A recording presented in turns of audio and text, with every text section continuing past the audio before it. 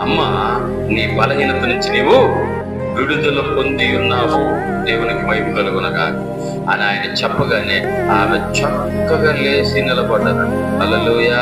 ప్రియమైన దేవుని బిడ్డారా, ఆత్మీయంగా వంగిపోయిన స్థితిలో మనం ఉంటే ఈరోజు ఆత్మీయంగా వంగిపోయిన స్థితిలో, హల్లెలూయా, అంటే ప్రియమైన దేవుని బిడ్డారా, నిజంగా కొన్ని బలహీనతలను బట్టి, కొన్ని పరిస్థితులను బట్టి మనము కూడా ఆత్మీయంగా, ఒకవేళ మనం శారీరకంగా చక్కగా ఉన్నామేమో కానీ ఆత్మీయంగా ఏమైపోయినా వంగిపోయినా, ఆత్మీయంగా చక్కగా లేము, మనం చక్కగా లేము, నిటారుగా లేము. కొన్ని సంవత్సరాల నుంచి గుడికి వస్తున్నా, కొన్ని సంవత్సరాల నుంచి దేవుని మందిరములో ఉన్నా, కొన్ని సంవత్సరాల నుంచి దేవుని సన్నిధిలోనే నడుస్తున్నా, మన ఆత్మీయ స్థితి ఏ రకంగా ఉంది? హల్లెలూయా. బలహీనపడి ఉందా? వంగిపోయిన స్థితిలో ఉందా? లేకపోతే